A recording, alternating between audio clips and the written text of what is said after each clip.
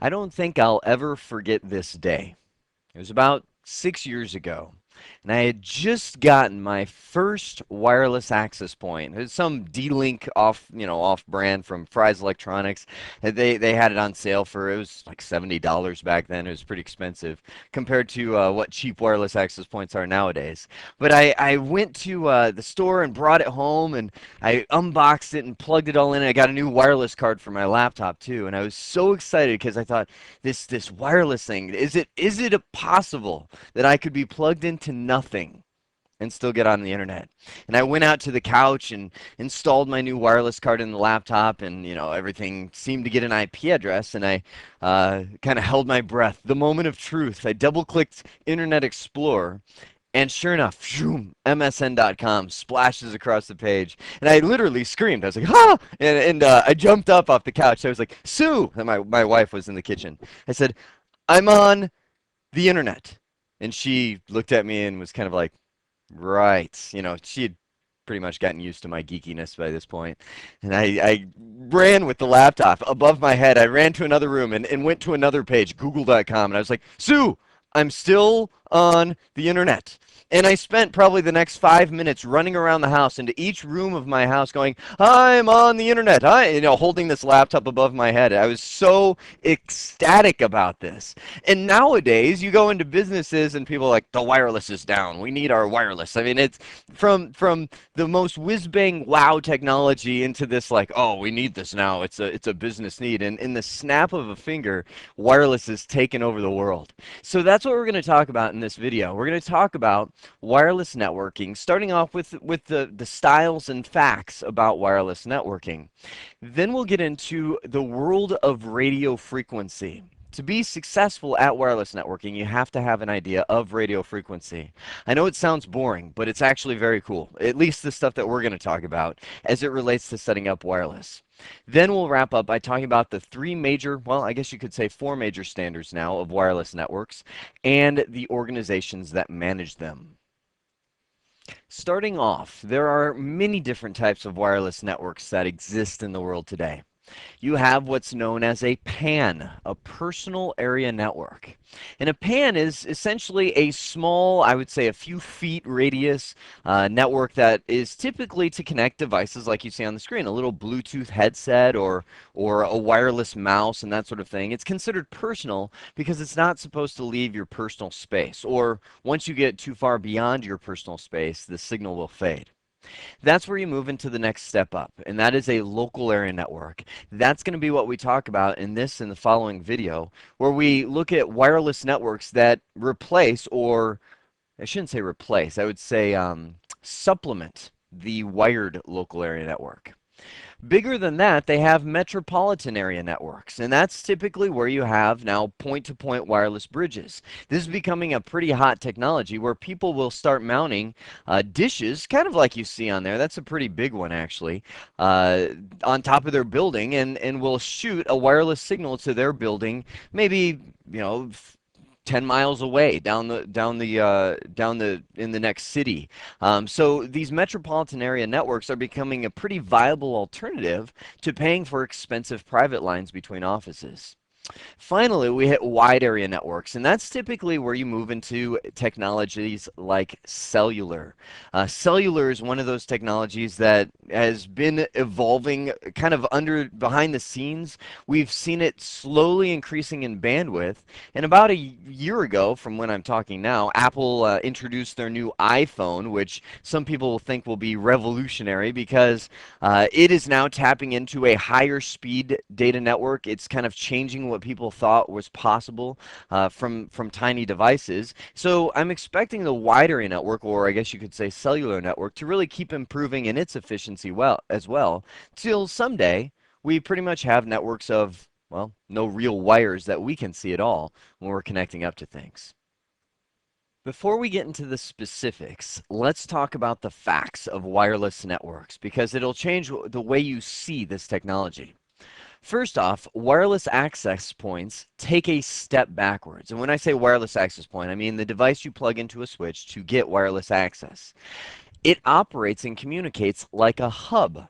meaning that we've moved backwards from having our, each port being a dedicated collision domain and full duplex into a world of shared signal and half duplex, meaning the more clients that you have joining a wireless access point, the less bandwidth, or the way we see bandwidth now is frequencies, are available for everybody else to use.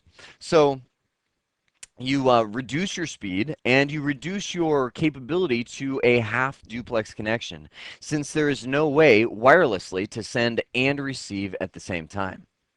Now, wireless LANs also use unlicensed bands of radio frequency. We'll look at that in depth on the upcoming slides. But radio frequency and being unlicensed is just bands that are not managed. Meaning in the United States, we have the FCC that manages all our wireless frequencies and who can use what. And if you start broadcasting on these frequencies that aren't yours, you are considered breaking the law and can be susceptible to stiff fines or even prison time. I don't know if you remember the movie Pump Up the Volume, 1980s movie with Christian Slater, where he ran his own little pirate radio station out of his closet or something like that, and everybody was getting into this radio station. It was kind of funny, but he ended up getting busted because he was operating on frequencies that were not allowed. Wireless uses unlicensed, which means you do not have to apply for a permit. You don't have to go to anybody and say, I need a license to set up a wireless network. That's good because it saves a lot of litigation and a lot of cost to doing that, but it's also bad because you know what? If you are in an area that's saturated with other wireless networks and you didn't try to put yours up there, there's no one to complain to and say, hey, all of the radio frequency is used in my area, or they've got some device that really messes it up. I mean, it's all unlicensed. That's the idea, is no one really cares. It's kind of first come, first serve.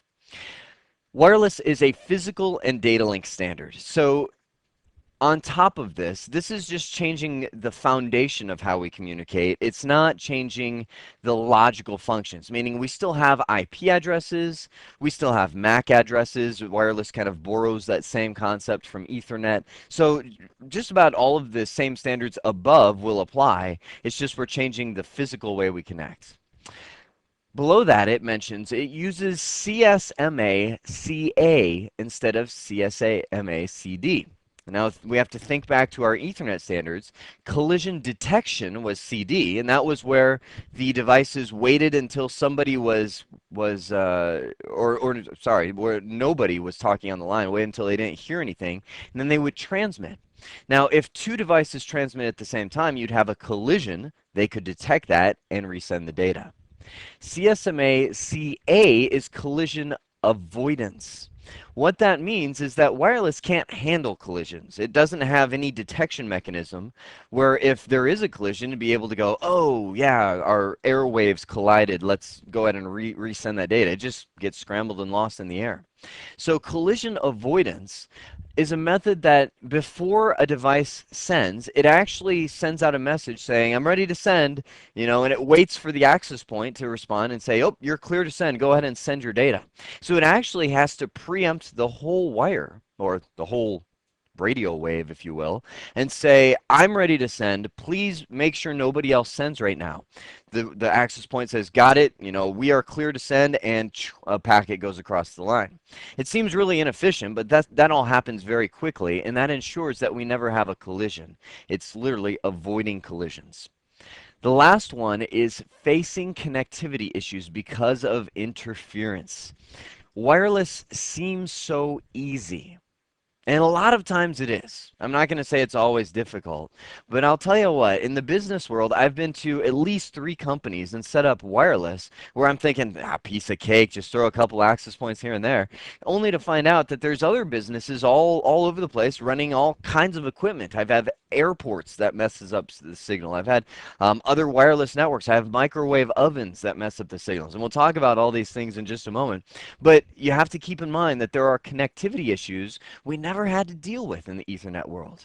We're talking about airwaves and signals going through the air, and that's just a whole new terrain for networks to cross. Let's talk a little bit about the unlicensed frequencies that our wireless networks use. I think of radio frequency a lot like I think of parking spots. Like when you go to the store and there's certain parking spots that are available for everybody. For example, my wife and I recently had a baby, and there's this store called Babies R Us that we would go to far too many times to get all sorts of baby stuff to prepare for this new little one. And they have, of course, when you get there, there's the handicaps parking spots, and you have to be disabled in order to park in one of those. And to be considered disabled, you have to apply to the DMV and get a special tag for your car. Now, right beyond those was the pregnant mother parking spots, and we got to park in those. It's pretty cool because we get a short walk just because my wife was pregnant, and I got to benefit from that. But they're kind of like the reserved. And then beyond those parking spots is like the free for all. You know, whoever gets there first is allowed to park there. There's no restrictions other than you can't be obnoxious and just park your car like vertically across these things and take up 3 spots for one vehicle. Well, that's how these unlicensed frequencies work here. There are some frequencies that are reserved. You've got to apply for a permit from, say, the FCC, and you got to pay them on a monthly basis. And there are some other ones that are fair game, free for all. The ones that you see on the screen are in the United States, the unlicensed frequencies that we have. Now, before I go any further than that, let me talk about United States versus the rest of the world, because I know a lot of the people listening to me are not from the United States. There are other agencies, and depending on what country you are in, that will manage the wireless frequencies. Over in Europe, for example, they have an agency that essentially matches these unlicensed ranges, but they actually give a little bit more flexibility, meaning there's more of a range for some of these networks that you can use in Europe. So your best bet is to check your local government standards of what is unlicensed. There's nothing worse than setting up a wireless network and all of a sudden ending up with letters in the mail, or I don't know how it works, people kicking down your door, who knows, saying you can't run on those frequencies. So you need to know what's licensed in your area. These 3 unlicensed ranges are the typical, meaning wherever you go in the world, they'll usually have something around these ranges, because if they didn't, then you wouldn't be able to mass produce wireless equipment.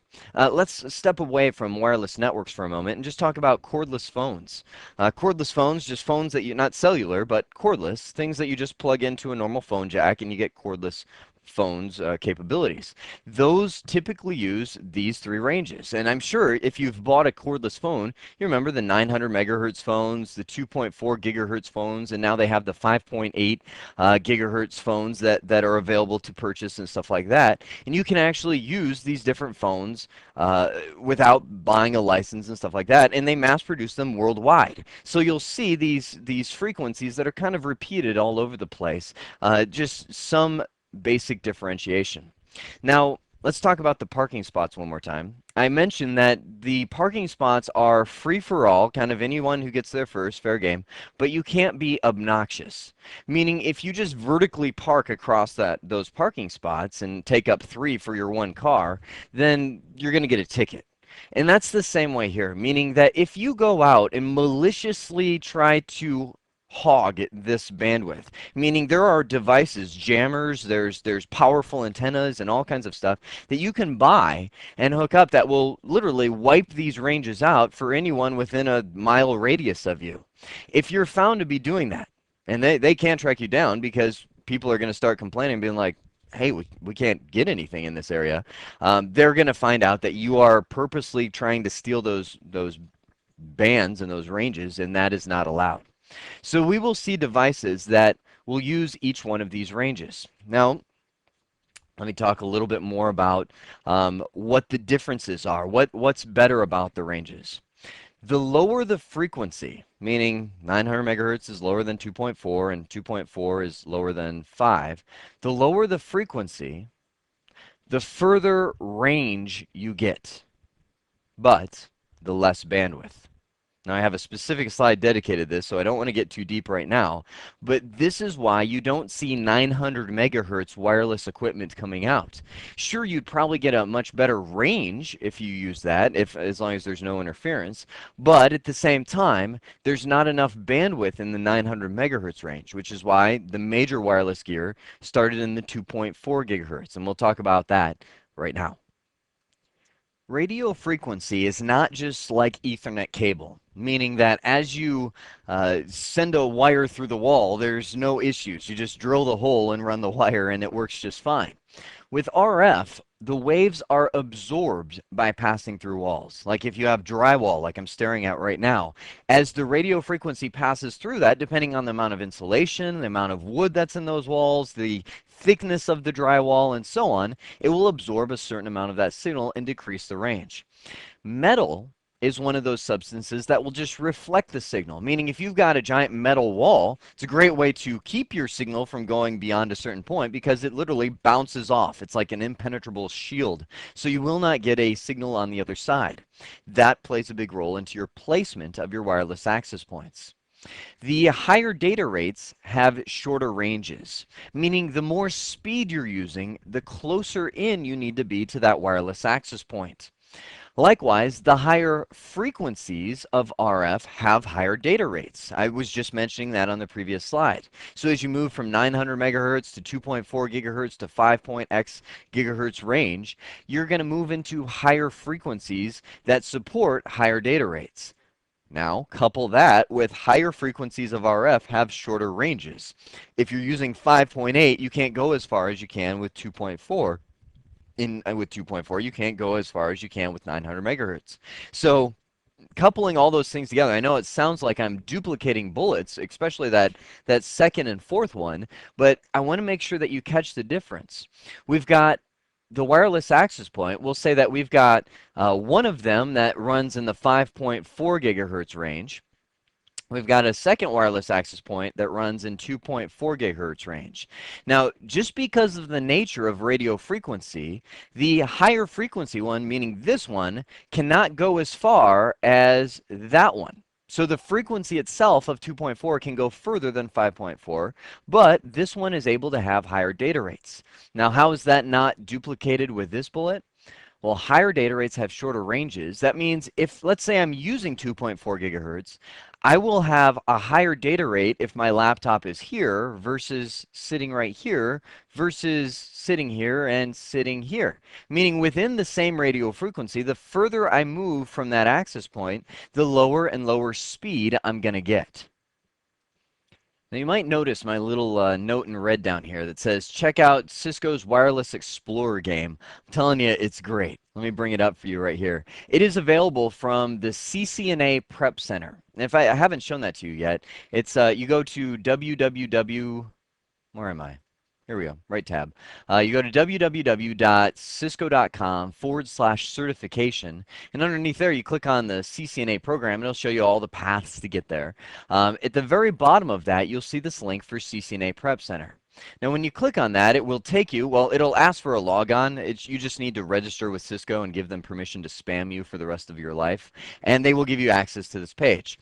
If you move over to the additional information tab, and scroll down, you see this section for games. Now this one is such a confidential game, they actually hide it under the More Games section, and that's where you see the Cisco Wireless Explorer. Now let's see with all these new tabs that open if I can actually find it. There it is. This is what the Wireless Explorer looks like. It says click here to play.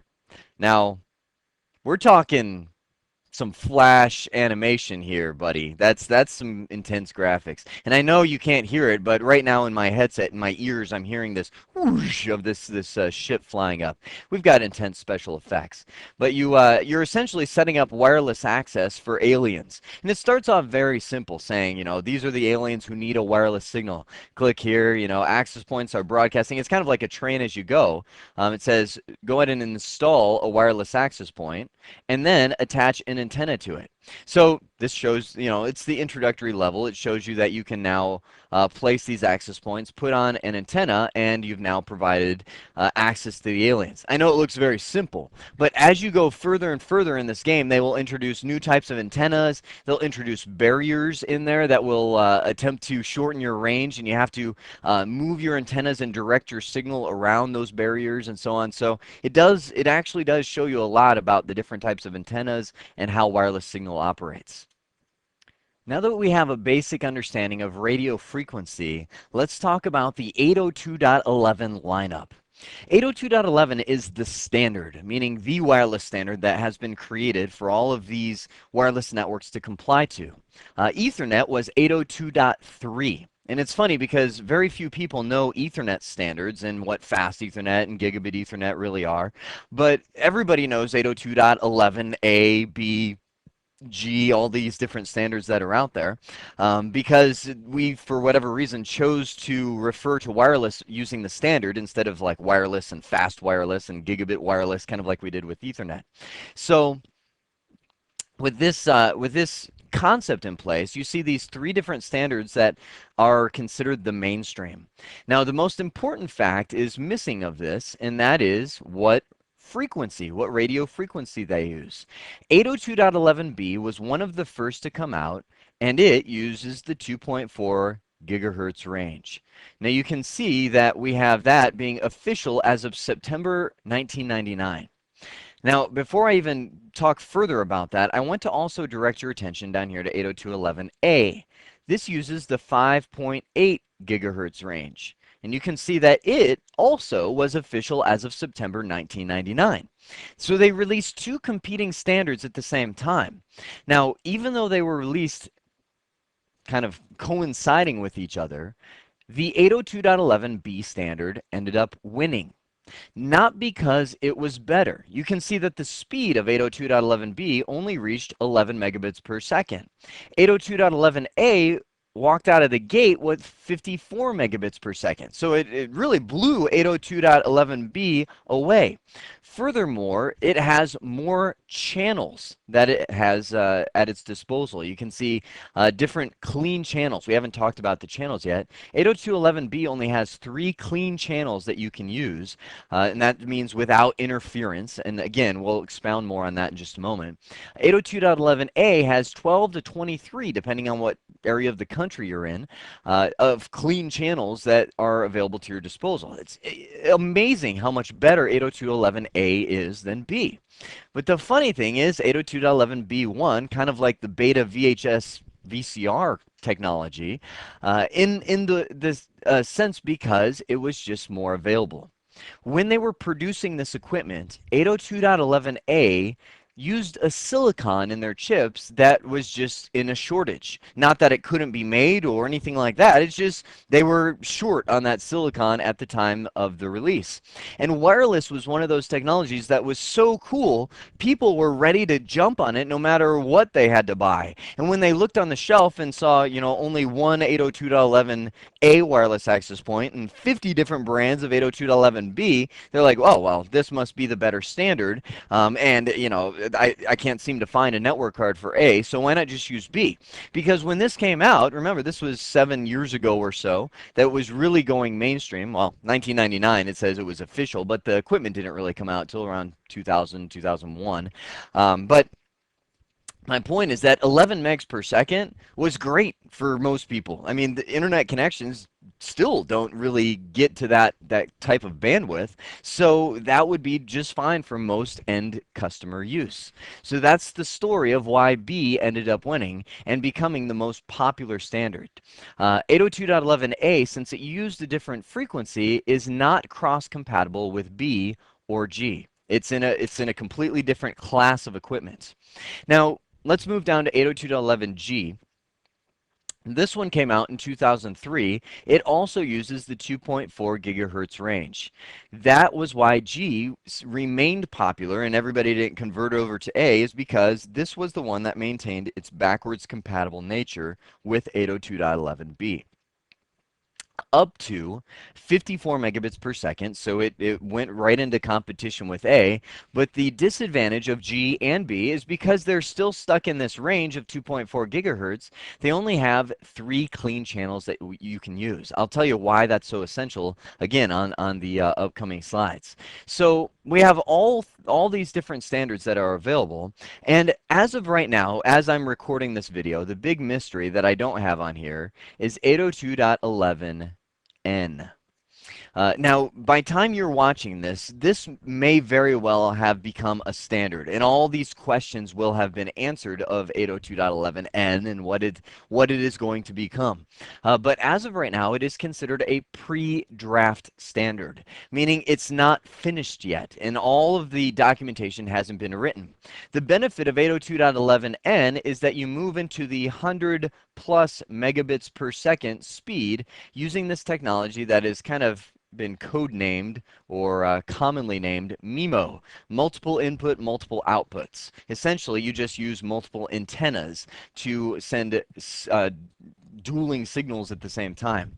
Now, the big decision that has yet to be made on N in the pre-standard is whether it will go this way and remain backwards compatible with B and G, or whether it will take a turn and go this way and become one of the A style of standards because of the flexibility that you have with the channels on A. Now, my instinct is telling me that it's going to go with the B and G, and that's just because there's a lot of vendors that have already begun producing, and you may even own some pre-draft equipment, and they decided to produce it with the 2.4 gigahertz range. But again, buying anything pre-draft is scary because they might just say, oh, well, we'll go this direction, and suddenly all of your pre-draft equipment is useless. So that's the final standard that is still yet to be decided. Now let's talk about this mysterious channel concept that I've been mentioning on the different standards. 802.11b and G have up to 3 clean channels that you are able to use. Now, channels are essentially ranges of frequencies. Now, I talked about radio frequency already and talked about how we can have different radio frequencies that are available to us in the unlicensed band. Now, I mentioned that there was this 2.4 gigahertz range right here that 802.11b and G uses, but when you set up a wireless access point, it's not like it just consumes the whole range, like, oh, 2.4 is now gone because that access point is using it. It actually uses just a section of that range, and that is defined using the channel. 22 megahertz channels are created that each one can use. Now, if you've ever set up a wireless access point, you might think, well, in the setup, I saw that there was 11 channels. That's plenty more than 3. But if you look at the actual frequencies that they use, they overlap. For example, you can see channel 1 uses this range of frequency. I don't have the specific range defined, but you can just add 22 megahertz to this and find out what it's using. Channel 2 begins right here. I'm kind of highlighting it in the background and ends over here. So what that means is if I have an access point running in my network and my neighbor decides to set up an access point, I use channel 1 and he uses channel 2, these access points will end up causing interference with each other. They'll overlap their frequencies and cause degraded or even an unavailable signal in that overlapping range. So you can see that 2 overlaps, 3 is in red down there, it overlaps with 1, 4 is in blue, 5 is in green right here, you can see it's just barely overlapping with 1, and then we have 6. 6 is in bold, you can see 1, 6, and 11 are in bold because they are the only ones that have purely clean signals that don't overlap with each other. 1, 6, and 11 are untouched when it comes to each other. Now, I know for myself, I've set up, after I learned about channels, I was like, oh my goodness, because I thought about all the networks that I've set up that are wrong. Because you just look for a free channel. You can use a wireless sniffer, just like you can have a packet sniffer, and see what channels people are using around you. You go, oh, well, they're using 1 and they're using 11. I guess I'll just use 3. Well, what you're doing is you're goofing up yourself and you're goofing up the person next to you that's using 1 because of your overlapping signal. That's why 802.11a is so much better, and that 5.8 X gigahertz band is so much better because you have up to 23 different channels that you have available for your use that are considered clean. Now, I know it doesn't show them all in this picture right here, but there are plenty of available channels that you have to use. That gives you more flexibility when you have a company, or maybe you're in an apartment complex with all these apartments around you and all the channels are in use. Well, that's where you can convert over 802.11a and definitely find a free channel. Same thing in business complexes, in a larger company that has need for more than one access points. Speaking of which, let me show you how to set up your access points in your organization. Wireless access points have a range of about 300 feet without obstruction, meaning 802.11a is a little shorter than that, but it's around 270 or so feet that it can go. But around 300 feet without obstructions in the way, meaning the more walls you go through and desks and offices and so on, you're going to end up with shorter range. So when you set up your access points in your company, you're probably going to need more than one. Your goal is to set them up with non-overlapping frequencies. Again, we should have our access points. Every single one of these cells, this is known as a wireless cell, represents one access point. You might have an access point that reaches, we'll say 300 feet in all these different directions, and, well, we'll say 150 feet in these different directions. And then you need another one right here. You'll place it, but you'll set it up on a different channel than this one. So that where this boundary ends, and you can have some overlap in your signals right here. It's actually recommended to do that, to where you've got about a 10 to 15% overlap, where your one signal ends, the other one begins on a different channel. Because if you're using the same channel, this overlap right here will actually cause interference with each other, and you'll probably lose wireless signal as you walk through that. Since the mainstream is 802.11b/g in the standards, we typically have 3 channels to work with. So your goal is to set up your access points to where the cells are all blocking each other from overlapping. You've got 3 different channels to use. Use them wisely and try to set up your cells to where you don't have any interference with other channels. Of course, the one that always throws the fork in the wrench is the partner company sitting next to you over here that has an access point using channel, 8, because they don't know what they're doing, which takes out both 6 and 11. Now, remember, these are unlicensed bands, so if they want to use 8, they can use 8.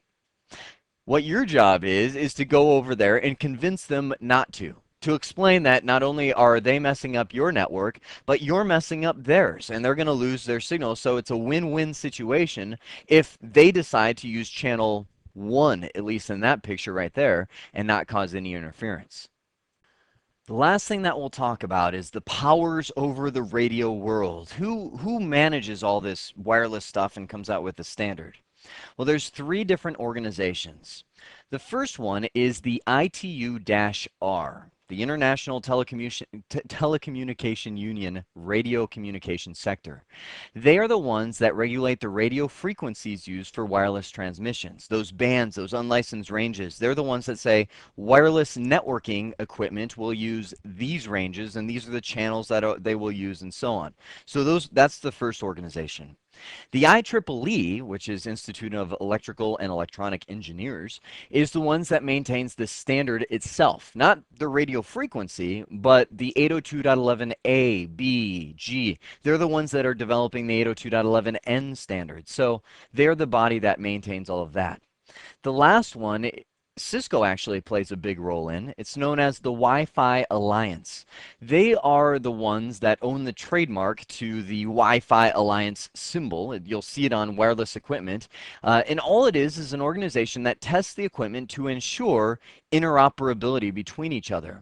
So for example, I can buy a Netgear wireless card and it works with a Cisco access point because they both belong to the Wi-Fi Alliance. It's kind of like, I don't know if you're a Windows person, but in Windows they have this new thing called driver signing, where the vendor of whatever driver for a video card or network card or whatever actually goes to Microsoft and they go through extensive tests to make sure the driver works and doesn't cause any problems. And they get this Microsoft certified driver signing that happens to where their driver will be accepted without any error messages in Windows. Wi-Fi Alliance is kind of the same thing, but for network gear.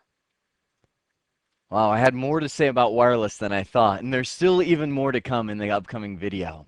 So let's wrap this up and hit the high points. We first off saw the styles and facts about wireless networks, kind of the basic foundation. We then looked at the world of radio frequency, and what I would say is especially important is understanding the concept of channels, because that will allow you to set up multiple wireless access points successfully next to each other. We then saw wireless network standards, the 802.11 standards, and the organizations that manage them. I hope this has been informative for you, and I'd like to thank you for viewing.